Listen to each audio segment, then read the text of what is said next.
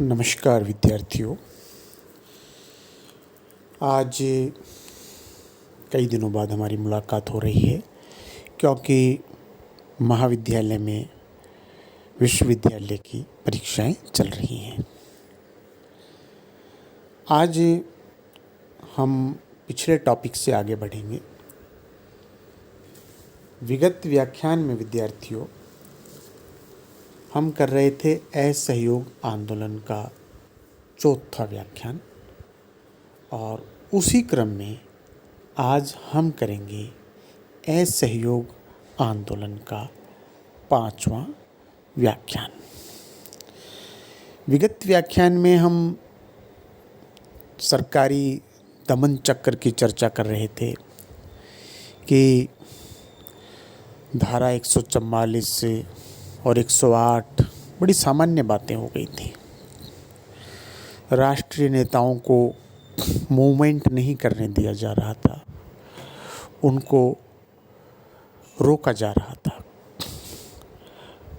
मार्च 1921 में ननकाना कांड का हमने जिक्र किया था, जहाँ पर कुछ सिख शांतिमय तरीके से इकट्ठे थे, लेकिन उन पर धावा बोल दिया, गोलियां चलाई गई और गैर सरकारी आंकड़े बताते हैं कि जिसमें 195 लोगों की मौत हुई। सरकार का आंकड़ा 70 मौतों का है। ये विद्यार्थियों ऐसा दमन चक्र पूरे देश में चल रहा था और इससे लोग बड़े आक्रोशित थे। सरकार यानी कि अंग्रेज जैसे जैसे आंदोलन को दबाने का प्रयत्न कर रहे थे, उसी के अनुपात में, उसी के अनुरूप आंदोलन गतिशील होता जा रहा था। 17 नवंबर 1921 को ब्रिटिश युवराज के भारत आगमन पर उसके विरोध में चारों तरफ प्रदर्शन हुए। कांग्रेस ने निश्चय किया हुआ था कि युवराज की अगवानी से संबंध रखने वाले जितने भी सरकारी कार्यक्रम हैं या गैर सरकारी कार्यक्रम हैं, उनका बहिष्कार किया जाएगा। जगह जगह विदेशी कपड़ों की होली जलाई, उसी कार्यक्रम विरोध कार्यक्रम में होली जलाई गई, कपड़ों को आग लगा दी गई, विदेशी जो कपड़े थे। युवराज के बम्बई आने पर शहर में मुठभेड़ ही नहीं हुई। 4 दिनों तक खून खराबा होता रहा, जिसमें 53 आदमी मारे गए और 400 लोग घायल हुए। और गांधी जी के रोकने से भी ये सब नहीं रुक रहा था। सरोजिनी नायडू ने भी प्रयास किए, लेकिन नहीं रुक रहे थे। और फिर क्या किया, जो अंग्रेज़ों की बंगाल सरकार थी, उन्होंने क्रिमिनल लॉ अमेंडमेंट एक्ट के अनुसार जो स्वयं सेवकों की भर्ती हो रही थी, उसको गैर कानूनी कर दिया। बहुत से लोग गिरफ्तार कर लिए, देशबंधु को गिरफ्तार कर लिया, उनकी पत्नी और बेटे को भी गिरफ्तार कर लिया। लाला लाजपत राय गिरफ्तार कर लिए गए, पंडित मोतीलाल नेहरू, पंडित जवाहरलाल नेहरू, इन सबको गिरफ्तार कर लिया गया और जेल में डाल दिया गया। ये विद्यार्थी हम विगत व्याख्यान में कर रहे थे। कांग्रेस सरकार में समझौते की बातचीत भी चली, जो असफल रही। यानी कि कांग्रेस और सरकार के बीच में, सरकार यानी कि अंग्रेज। 21 दिसंबर 1921 को पंडित मदन मोहन मालवीय के नेतृत्व में एक शिष्टमंडल वायसराय से मिला। देशबंधु कलकत्ते की अलीपुर जेल में थे। उनसे मध्यस्थों की टेलीफोन द्वारा बात हुई। शीघ्र ही गांधी जी से तार द्वारा बातचीत आवश्यक करना समझा गया और वह अहमदाबाद में थे। अंग्रेज सरकार इस बात पर राजी हो गई कि सत्याग्रह के कैदियों को छोड़ दिया जाए और मार्च 1922 में गोलमेज सम्मेलन बुलाया जाए, जिसमें कांग्रेस की ओर से 22 प्रतिनिधि नॉमिनेट होंगे। इस परिषद में सुधार योजना पर विचार किया जाएगा। देशबंधु दास की मांग थी कि नए कानून के अनुसार सजा प्राप्त समस्त कैदियों को छोड़ा जाए।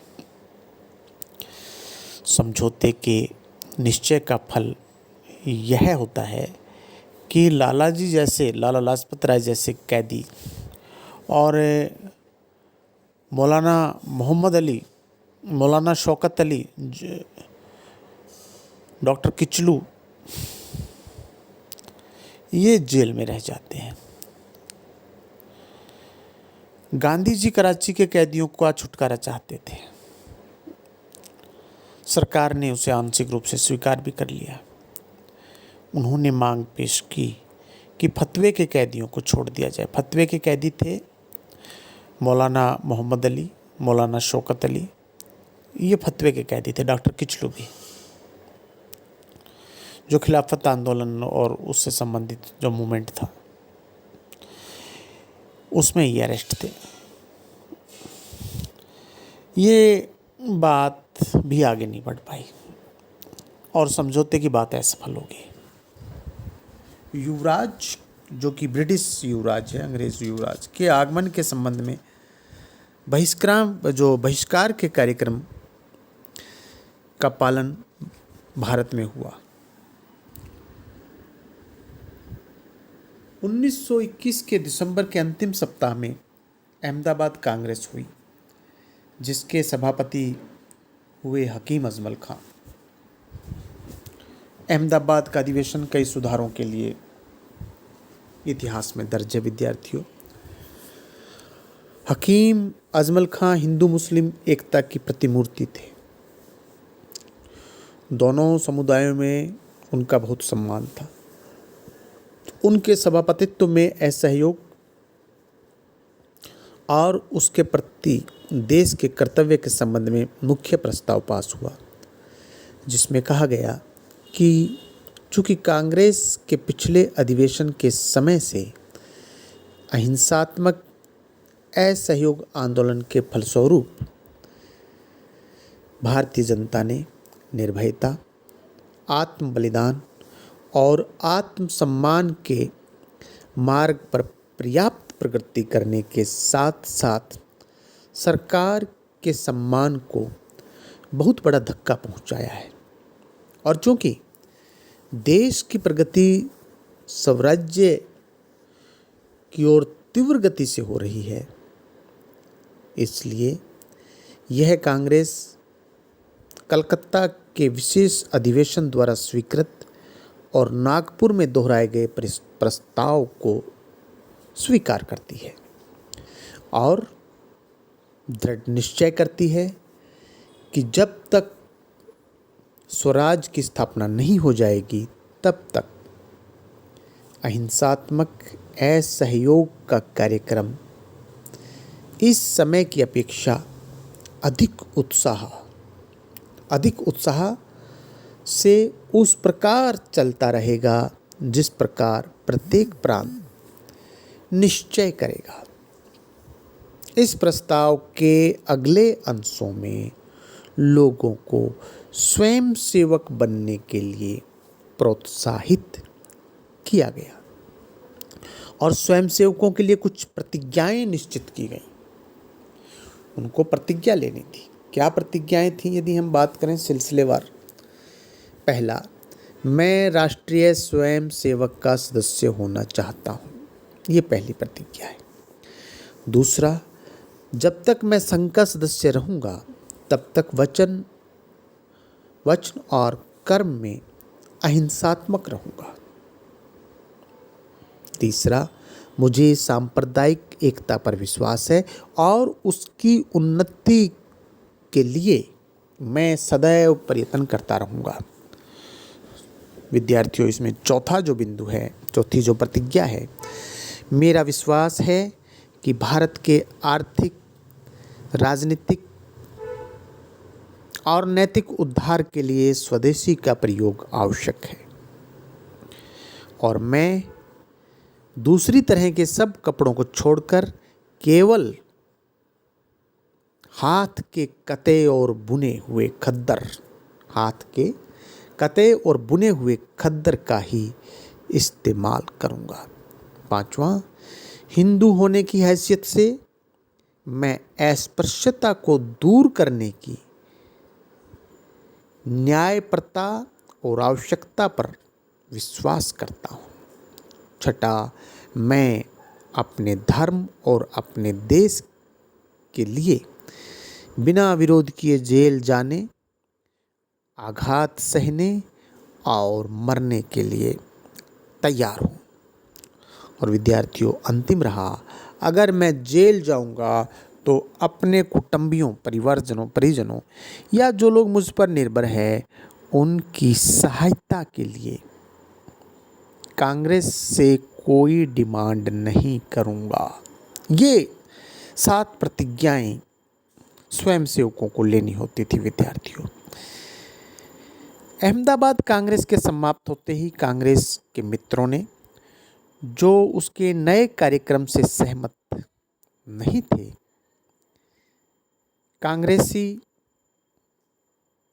वो जो बचे हुए कांग्रेसी जो सहमत नहीं थे, वो अंग्रेजों से समझौता कराने की उत्सुकता प्रकट कर रहे थे। अभी अहमदाबाद कांग्रेस के प्रस्तावों की शाही सूखने भी न पाई थी कि फरवरी 1922 में बम्बई में एक सर्वदलीय सम्मेलन का आयोजन हुआ, जिसमें विभिन्न दलों के लगभग 300 सदस्यों ने, मेंबर्स ने उसमें पार्टिसिपेट किया।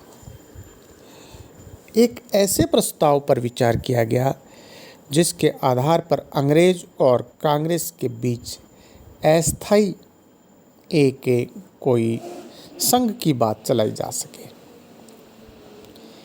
गांधी जी ने जो सहयोगी थे उनकी स्थिति साफ करते हुए कहा कि मैं वैधानिक रूप से सम्मेलन में भाग नहीं ले सकूंगा, पर मैं सम्मेलन की सहायता अवश्य करूंगा। इसका कारण उन्होंने बताया कि सरकार की तरफ से दमन चक्र बराबर अनवरत जारी है और जब तक सरकार के मन में उसके प्रति पश्चाताप नहीं उत्पन्न होता, तब तक ऐसे सर्वदलीय सम्मेलन करने से कोई लाभ नहीं है। जिस सम्मेलन में ये कहा गया कि कांग्रेस और अंग्रेज सरकार के बीच में कोई संघ बने, कोई मिनिमम फिर प्रोग्राम आगे हो। ये गांधी जी की तरफ से आ गया। सर शंकरन नायर इस सम्मेलन के सभापति थे। उन्होंने इस प्रस्ताव को नापसंद किया और सम्मेलन वॉकआउट कर गए।